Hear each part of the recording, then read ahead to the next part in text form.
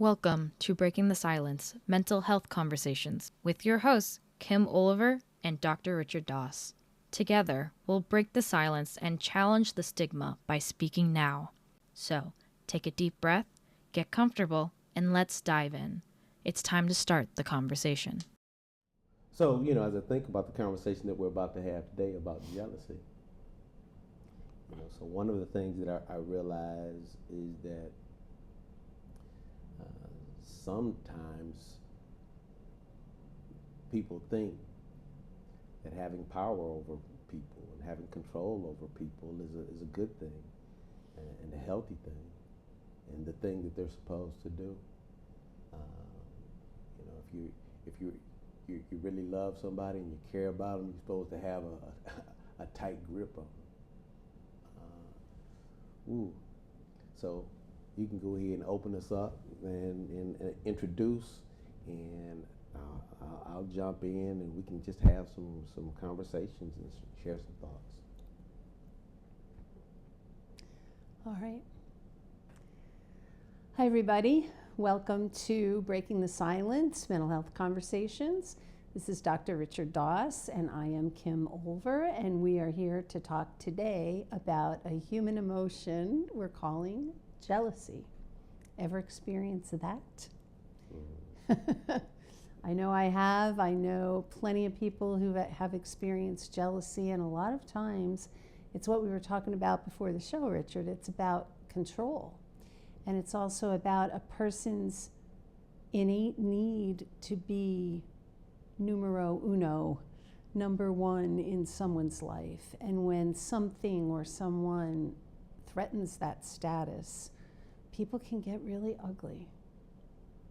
And it really threatens the very relationship they're trying to hold on to.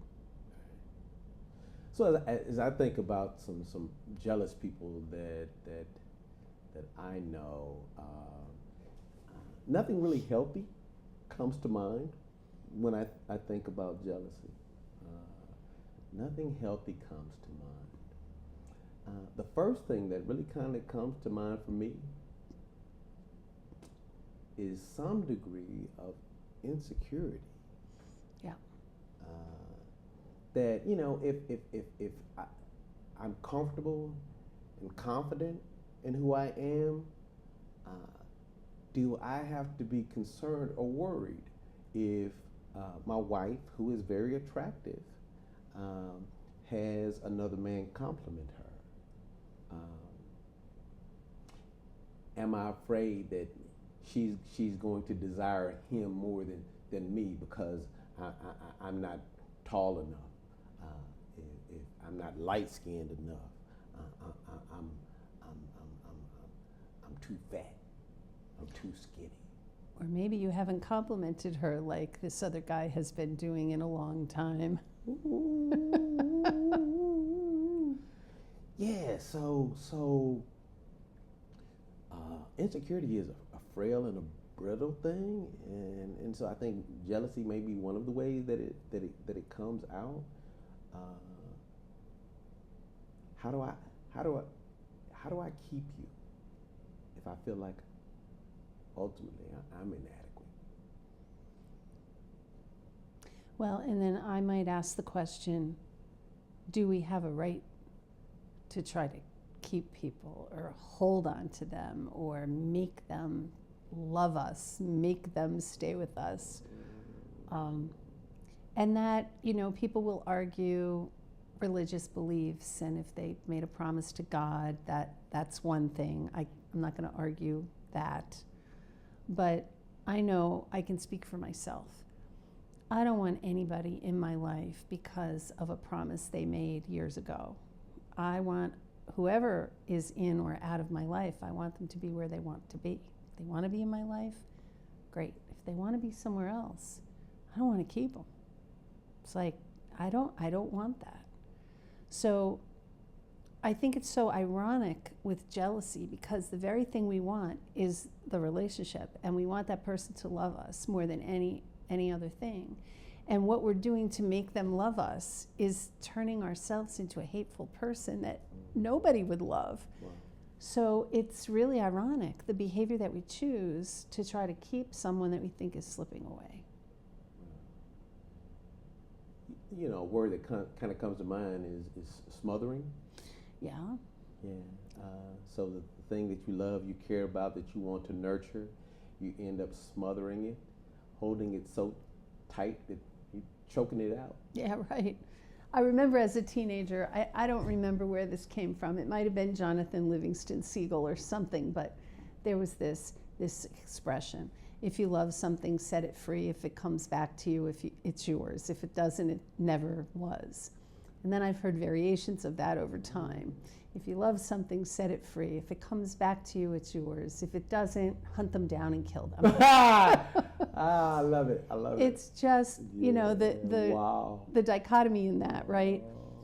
I want to be the one that sets people free. And if they come back and I want them, then cool. But if they come back and I don't want them, okay. You know, yet I may not want you after that.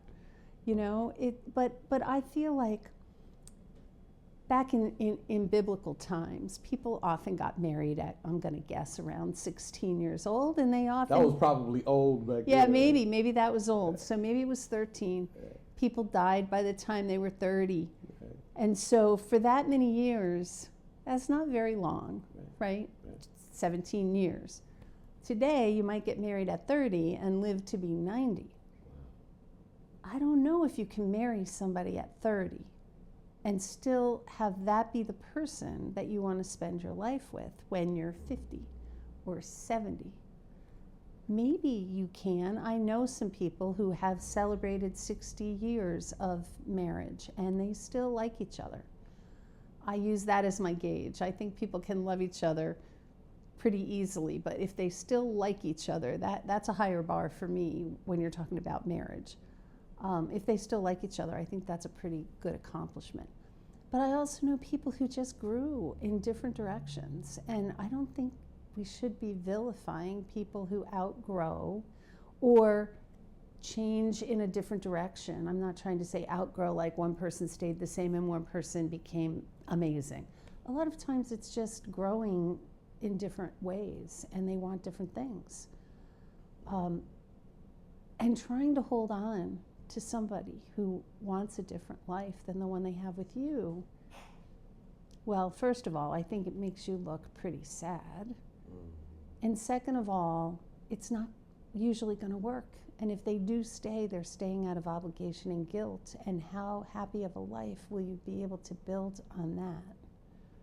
Well, I mean, I think you bring something up. So somebody could be married 50 or 60 years. I can't imagine being married to a woman for 50 or 60 years, and every day of that time, I'm afraid that they're going to leave, that they're not mine, or that at some point I have to let them go to see if they're gonna come back. Now that's crazy, right? So, you know, how do I find something that I value? Watch this. Here's the bigger piece. Not really how do I find someone that I love and value. How do I love and value myself enough to accept and realize that I'm a catch? Mm-hmm. Right? So some of the insecurity, I think, starts to going away. Some of the jealousy starts to go away if I believe that I'm beautiful, that I'm kind, I'm loving, that I'm desirable, right? I think I can let go of some of those insecurities if I feel good about me, if I feel good about who I am when nobody's looking. And watch this. If you're ever playing the game that my spouse or partner could leave me because there's somebody more attractive, or that there's somebody who has more money or a bigger house or a better car, the reality is that person always exists, right? So as a guy, you know, so I might feel like I'm well endowed. There's always somebody who's better endowed, right? So the question is, are you ever good enough? You know, and if the gauge that you're using is something superficial, if it's something monetary, if it's something like money or your house, man, you're already off to a bad start, right? Because, like I said, the person who can outdo you always exists. Now, watch this. Here's something that I actually believe: that nobody can beat you doing you, right? So this thing of dating, this thing of life, it's not a competition, right? How do you grow to love and accept yourself and to feel like, you're the best thing in your life since sliced bread, right? And I think we all have the ability to be that person, that person who is amazing, that person who loves themselves, that person who's comfortable, that person who has a good self-image, and a person who has good self-esteem. And if there was anything that I would wish for anybody that's watching this, I would want you to feel good about you. I would want you to love you. Yeah, I agree with that. I think that's a base for happiness, for relationships, for anything. The one person you're going to have a relationship with the longest is yourself. And you can't get away from that person either. You're forever with that person. So if you don't like the person you are, then you have some work to do, because we can, like you said, we all have the potential to be someone who likes themselves. But how do we get there? I actually wrote a book about that. Choosing Me Now is my book about how to develop a healthy relationship with yourself. And I think everybody needs to know how to do that, because that way, even if someone leaves, it's not going to devastate you. You might be able to wish them well after some time passes and move on to something else, something better. Watch this. I want you to ask yourself, have you become a Trojan horse? Have you become a Trojan horse? And what I mean by that is, are you somebody who was betrayed before? Somebody who was hurt before? Because watch this, this is what happens. If you don't heal that thing, if you never get beyond that hurt and that betrayal, watch this.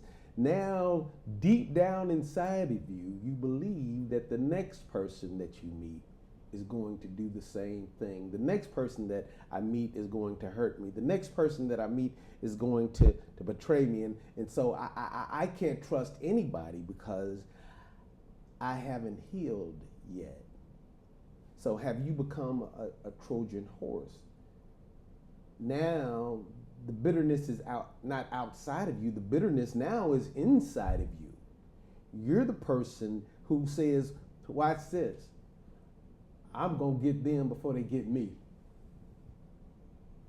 because I know they were going to hurt me.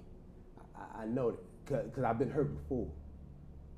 Yeah, so the question, that I ask is, man, what work have you put in to try to heal from whatever happened to you?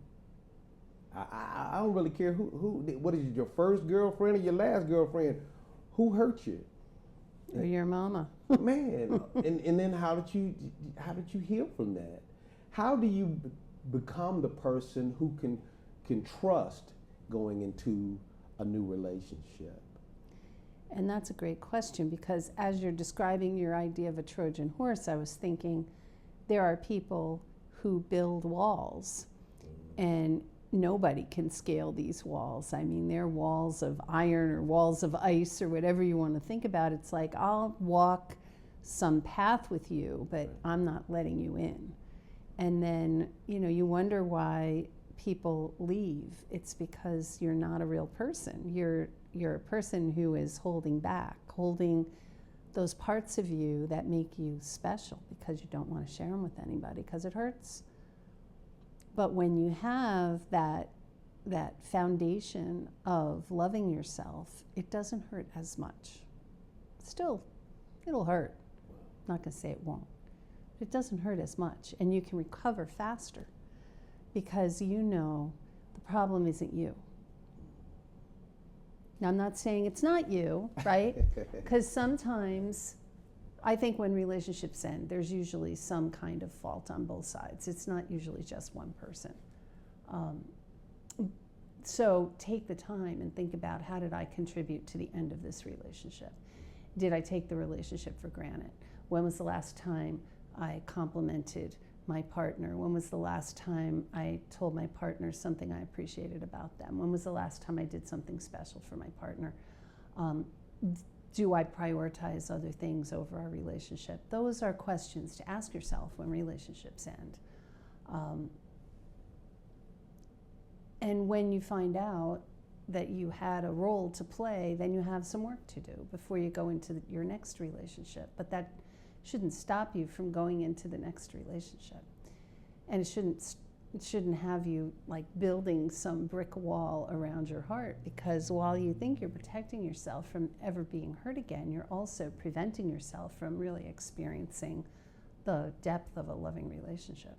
I just want to say, if you have any topics or areas that you would like Richard and I to focus on in future videos, just drop a comment here. Send us an email at the address that's on the screen.